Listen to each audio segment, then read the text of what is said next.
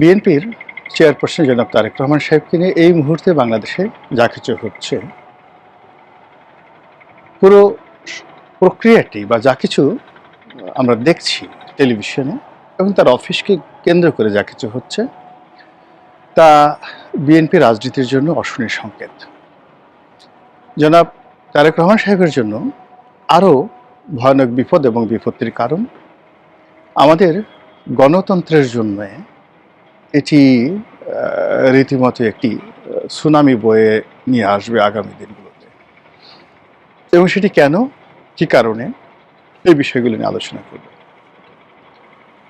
আপনারা লক্ষ্য করেছেন যে তারেক রহমান সাহেবের আগমন উপলক্ষে যে সংবর্ধনার আয়োজন করা হয়েছিল, এটি ছিল স্বাভাবিক, স্বতঃস্ফূর্ত এবং কাঙ্ক্ষিত। মানুষ আসবে, তাদের নেতাকে বরণ করে নেবেন, নেতা আবেগ আপ্লুত হবেন, মানে যা কিছু এক্সপেক্টেড ছিল প্রায় সব কিছুই ঘটেছে, এবং এটা নিয়ে আমরা কেউ কোনো প্রশব্দ করিনি। দ্বিতীয়ত হলো যে তার আগমনের পরে তার জন্মদাত্রী গর্ভধারিণী মায়ের মৃত্যু হয়, এবং সেই মৃত্যু উপলক্ষকে বা সেই মৃত্যুকে কেন্দ্র করে যে শোক প্রকাশ, এটাও খুব স্বাভাবিক ছিল।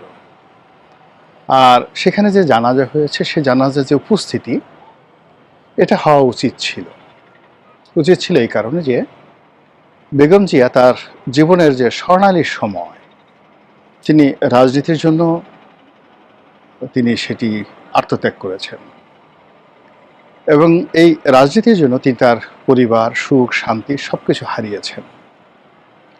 তৃতীয়ত, তার যারা রাজনৈতিক প্রতিপক্ষ, তারা মূলত তার প্রতি জুলুম করেছে, এতে কোনো সন্দেহ নেই।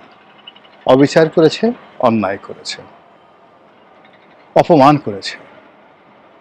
তো সেই অবস্থায় যখন এই প্রবীণা রাজনীতিবিদের মৃত্যু হলো, সঙ্গত কারণে মানুষের যে শোকের সাগর, সেই সাগরে ঢেউ এবং সুনামি শুরু হবে, এটাই স্বাভাবিক। এবং কৃতজ্ঞ বাঙালি জাতি বেগম জিয়ার মৃত্যুর পরে জানাজায় যেভাবে অংশগ্রহণ করেছে, এটি বাংলাদেশে কেবল নজিরবিহীন নয়, আগামী দিনগুলোতেও সকল রাজনীতিবিদদের জন্য এই ধরনের একটি জানাজা একদিকে স্বপ্নের বিষয় থাকবে, অন্যদিকে তাদের জন্য একটি চ্যালেঞ্জ তৈরি করবে যে আমরা জীবন সানে এসে যদি মারা যাই বাংলার জমিনে, আমাদের জন্য কি এই সম্মান বা জনগণের সহানুভূতি এরকম হবে কিনা। এই পর্যন্ত সবকিছুই স্বাভাবিক ছিল। অস্বাভাবিক যে ঘটনাগুলো ঘটছে সেটা হলো তারেক রহমান সাহেব এখন একটি অফিস নিয়েছেন, মানে বিএনপি চেয়ারপারসনের যে অফিস, সেই অফিস তিনি করছেন। তো সেখানে বসে তিনি তার যে নির্বাচনী যুদ্ধ, সেই যুদ্ধ নিয়ে তিনি ব্যস্ত থাকবেন। তিনি নির্বাচনী মাঠের সময় দিবেন, পরিকল্পনা করবেন, এবং তিনি যেটি বলেছেন লন্ডনে থাকতে, যে এবারে নির্বাচনটি অন্যান্য বারের নির্বাচনের চাইতে মারাত্মক কঠিন হবে। তো সেটি তিনি আসার পরে হাড়ে হাড়ে টের পাবেন, এবং সেই কঠিন নির্বাচনের যুদ্ধে জয়লাভের জন্য তিনি দিনরাত পরিশ্রম করবেন। কিন্তু সেটি তিনি করতে পারছেন না।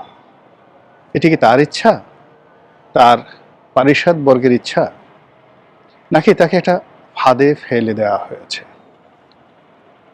এই পুরো বিষয়টা নিয়ে আমি একটা বিশ্লেষণমূলক ভিডিও করব, যে সাবধান জনাব তারেক রহমান সাহেব, আপনাকে কেন্দ্র করে একটা ম্যাটিকুলার ডিজাইন হচ্ছে, বা আপনি এখনও ম্যাটিকুলার ডিজাইনের মধ্যে আছেন, ফাঁদের মধ্যে আছেন। কিন্তু আজকে আমি শুধুমাত্র আপনাদেরকে কতগুলো বাস্তব দৃশ্য, যে বাস্তব দৃশ্য আপনাদেরকে অনুধাবন করানোর জন্য, জনাব তারেক রহমান সাহেবকে অনুধাবন করানোর জন্য সেই কথাগুলো বলছি। আপনি দেখুন যে শেখ হাসিনার পতন কেন হয়েছিল। তার পতনের অন্যতম কারণ ছিল তিনি চাটুকার পরিবেষ্টিত হয়ে পড়েছিলেন, এবং এমন সব বিখ্যাত চাটুকার, তাদের চাটুকারিতার সামনে আপনি উত্তর দিতে পারবেন না। যে মানুষগুলো আপনার কাছে আসার কথা নয়, সে মানুষগুলো যখন আসছে কোনো কিছু বলার দরকার নাই। আপনি যাকে আশা করেন না সে মানুষগুলো হঠাৎ করে আসছে, কথা বলছেন, আপনার সামনে বসছেন।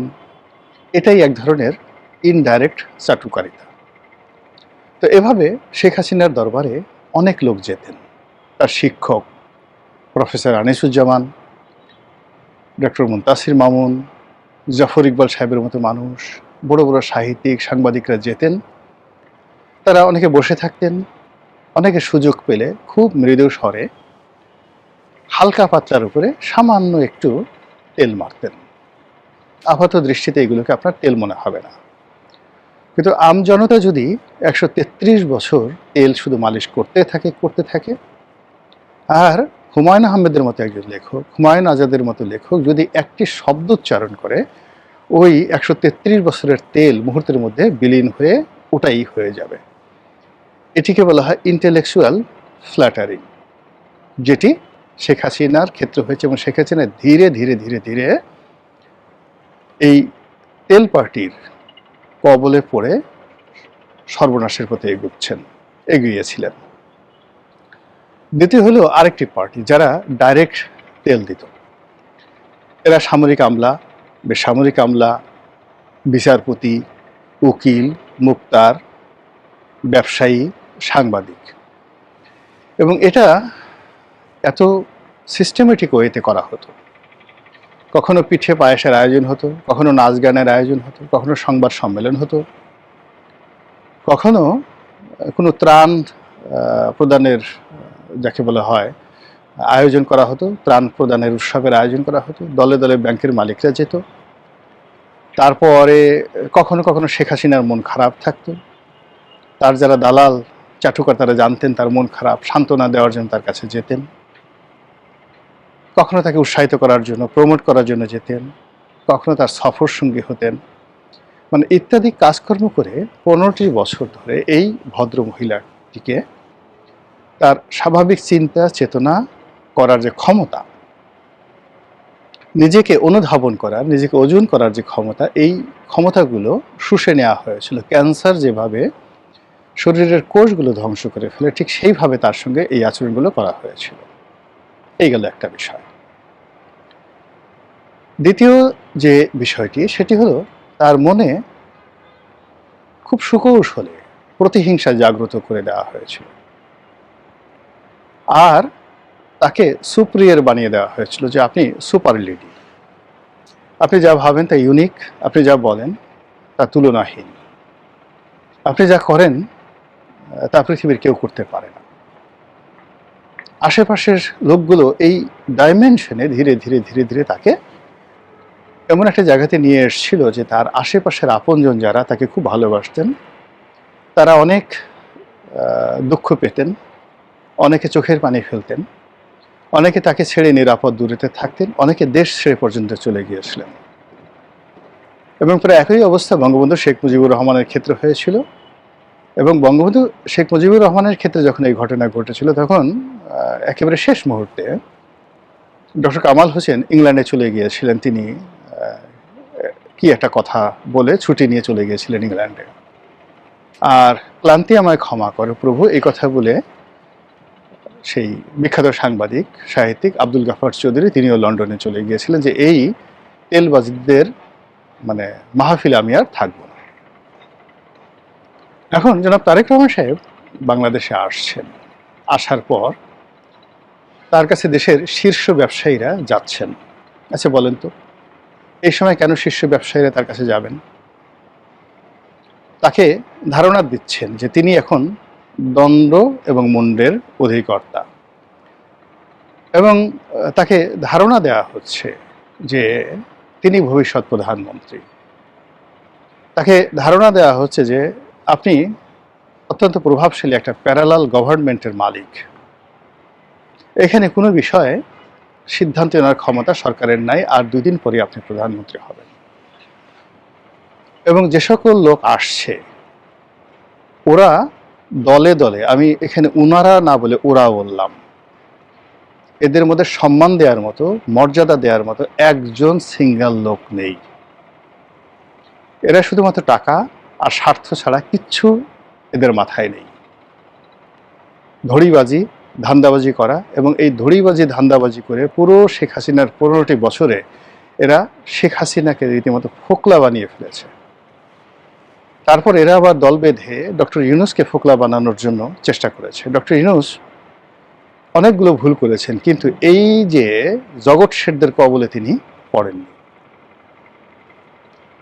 ফলে কি হলো, তার দরবারে পাত্তা পায়নি। এই গ্রুপটাই আবার এখন জনাব তারেক রহমান সাহেবের কাছে আসছেন। এগুলো এক।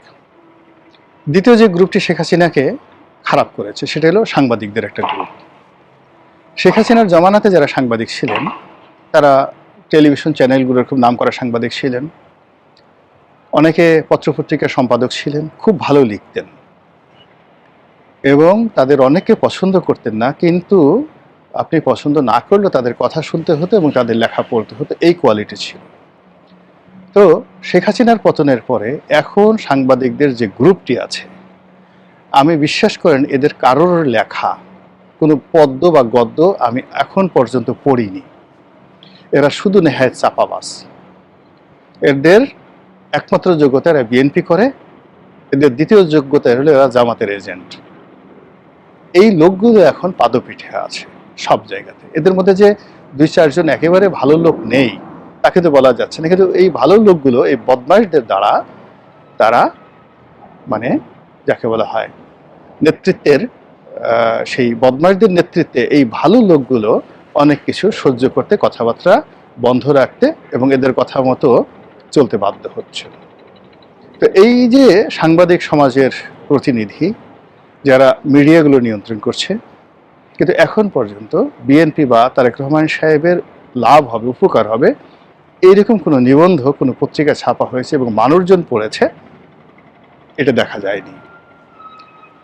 তারা আওয়ামী লীগ জমানাতে প্রেস ক্লাব, সাংবাদিক ইউনিয়ন নির্বাচন এবং রিপোর্টার্স ইউনিটিতে যতটুকু ছিল পেশাদারিত্ব, এটাকে একেবারে কুপিয়ে কুপিয়ে কুপিয়ে কুপিয়ে এটার পেশাদারিত্ব নষ্ট করে এখন এই জায়গাগুলোতে রীতিমতো দুর্গন্ধ ছড়াচ্ছে।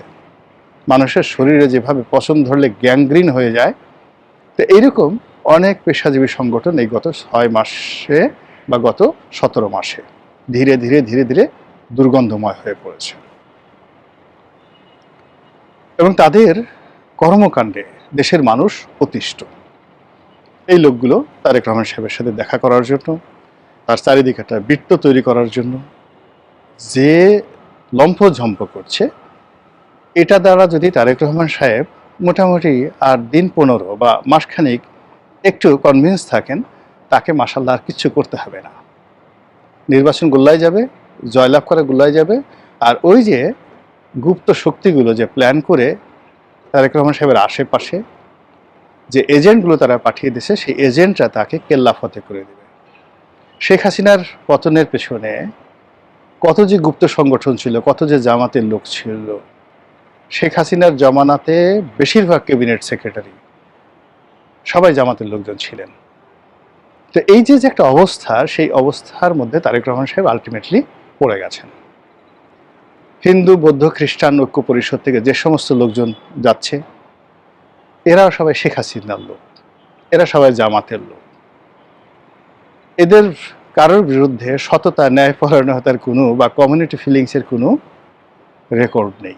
তারেক রহমান সাহেবকে তারা ব্যস্ত রাখছে, যখন তার উচিত যেখানে নির্বাচনে সমস্যা হচ্ছে, নমিনেশনের সমস্যা হচ্ছে, ভোটের মাঠের সমস্যা হচ্ছে, আমলাতন্ত্রের সমস্যা হচ্ছে, দলবাজি হচ্ছে, এবং অনেক ক্ষেত্রে দেখা যাচ্ছে যে বিএনপিপন্থী আমলারা বেশি আগ্রহ দেখাতে গিয়ে পুরো নির্বাচনের মাঠে একটা ভীতিকর অবস্থা তৈরি হচ্ছে। এই বিষয়গুলোতে উনি মনোযোগ না দিয়ে 25 তারিখ থেকে আজকের দিন পর্যন্ত প্রায় 12-13 দিন হয়ে গেল তাকে যারা এই ব্যস্ত রেখেছে, সেই ব্যস্ততার ফলে তার কোনো উপকার হবে না। আর ধড়িবাজ এবং ধান্দাবাজ যারা আছে তারা এই তার সঙ্গে দেখা করেছে এরকম একটা ছবি দেখিয়ে যতটা সর্বনাশ এই অল্প কয়েকদিনের মধ্যে করে ফেলবে, এটা যখন তারেক রহমান সাহেব বুঝতে পারবেন, তখন আর তার কিছু করার থাকবে না।